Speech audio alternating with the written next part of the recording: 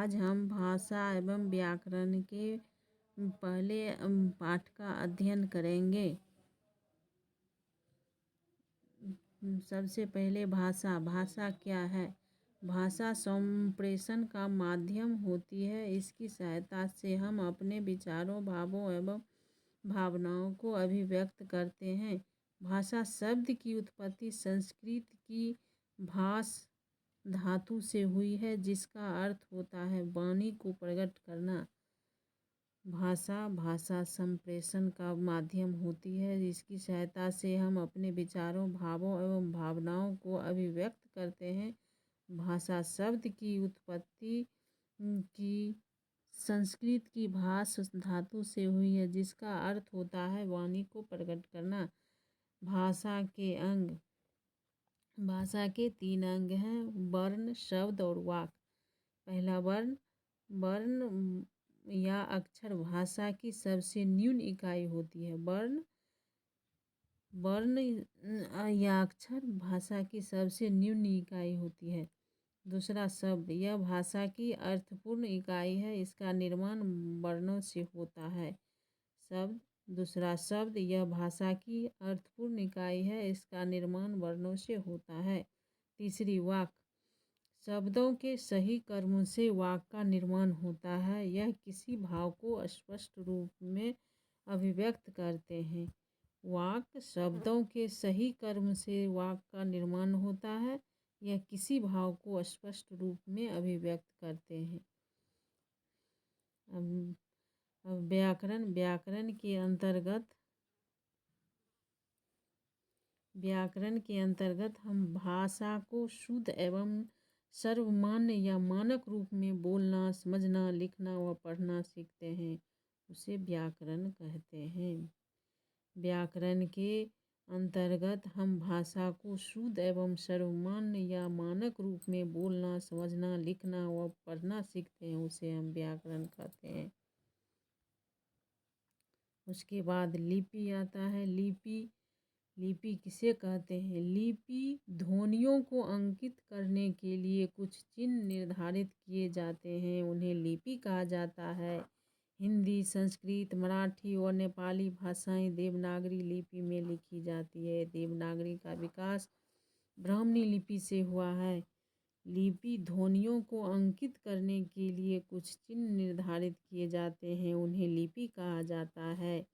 हिंदी, संस्कृत, मराठी और नेपाली भाषाएं देवनागरी लिपि में लिखी जाती है। देवनागरी का विकास ब्राह्मी लिपि से हुआ है।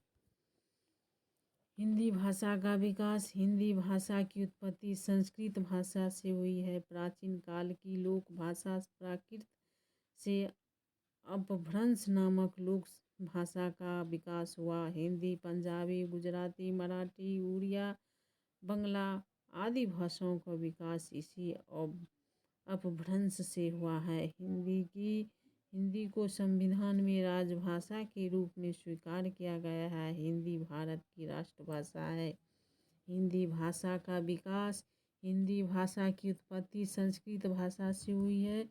प्राचीन काल की लोक भाषा प्राकृत से अपभ्रंश नामक लोक भाषा का विकास हुआ। हिंदी, पंजाबी, गुजराती, मराठी, उड़िया, बंगला आदि भाषाओं का विकास इसी अपभ्रंश से हुआ है। हिंदी को संविधान में राजभाषा के रूप में स्वीकार किया गया है। हिंदी भारत की राष्ट्रभाषा है।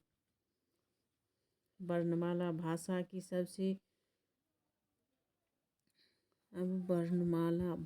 की सबसे छोटी इकाई वर्ण है। अ से ह तक की हिंदी के वर्ण हैं, जिनकी कुल संख्या 46 है। इनमें 11 स्वर, 33 व्यंजन, 1 अनुस्वार तथा 1 विसर्ग सम्मिलित है। इसके अतिरिक्त हिंदी वर्णमाला में 2 द्विगुण व्यंजन अंग और ढ तथा 4 संयुक्त व्यंजन अक्ष, त्र, ज्ञ, श्र होते हैं। वर्णमाला भाषा की सबसे छोटी इकाई वर्ण है। अ से ह तक की हिंदी के वर्ण हैं, जिनकी कुल संख्या 46 है। इनमें 11 स्वर, 33 व्यंजन, 1 अनुस्वार तथा 1 विसर्ग सम्मिलित है। इसके अतिरिक्त हिंदी वर्णमाला में 2 द्विगुण व्यंजन हैं, अंग और ढ, तथा 4 संयुक्त व्यंजन हैं, अक्षो, त्र, ज्ञो और श्रो होते हैं। हिंदी वर्णमाला में वर्ण 2 प्रकार के होते हैं। हिंदी वर्णमाला में वर्ण 2 प्रकार के होते हैं।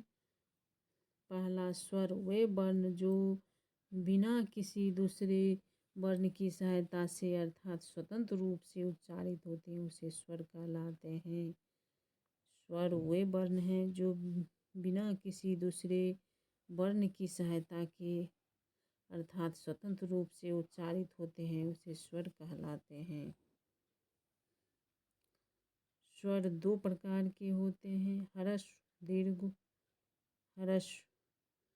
ह्रस्व में ओ, ई, उ और दीर्घ स्वर में आ, ई, उ, ए, ऐ, ओ, औ हैं। ह्रस्व स्वर 2 प्रकार के होते हैं, हर्ष और दीर्घ। हर्ष में ओ, हर्षई, हर्षौ और दीर्घ में आ, दीर्घऊ, दीर्घई, दीर्घऊ, ए, ऐ, ओ और औ होते हैं। व्यंजन। दूसरा व्यंजन वर्ण।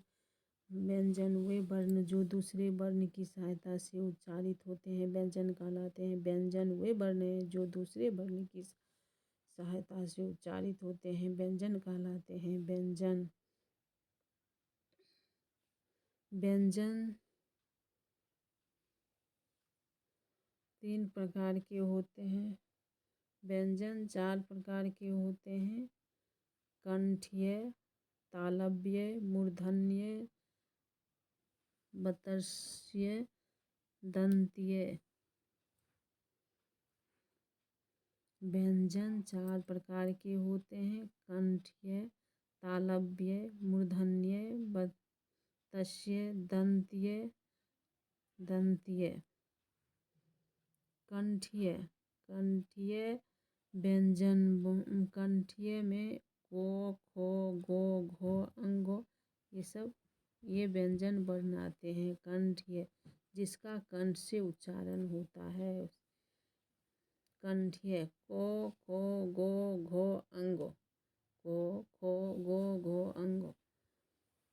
दूसरा तालव्य जिसका उच्चारण तालु से होता है, उसे तालव्य व्यंजन कहते हैं। जैसे चो, छो, जो, झो, यो, तालव्य सो, यो। तालव्य व्यंजन जिसका उच्चारण तालु से होता है, चो, छो, जो, झो, यो, तालव्य सो, यो।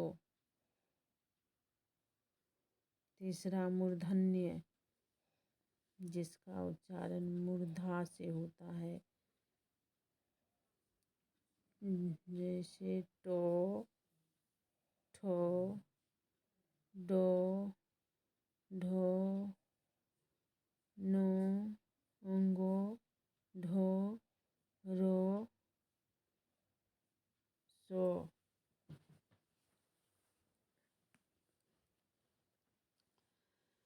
वर्तस्य। वर्तस्य दंत्य, ओष्ठ्य, दंतोष्ठ्य।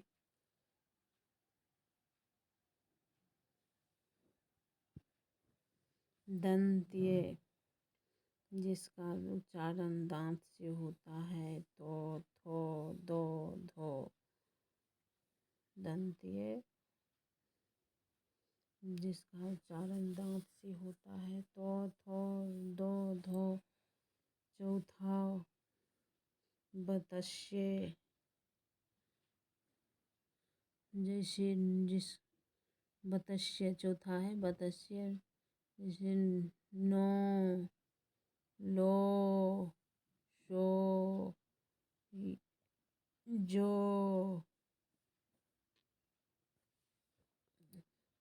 दंत्य दंत्य व्यंजन दो प्रकार के होते हैं, ओष्ठीय और दंतोष्ठीय।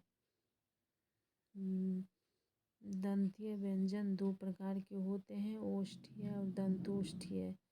पो, फो, बो, भो, मो, वो, फो, वो।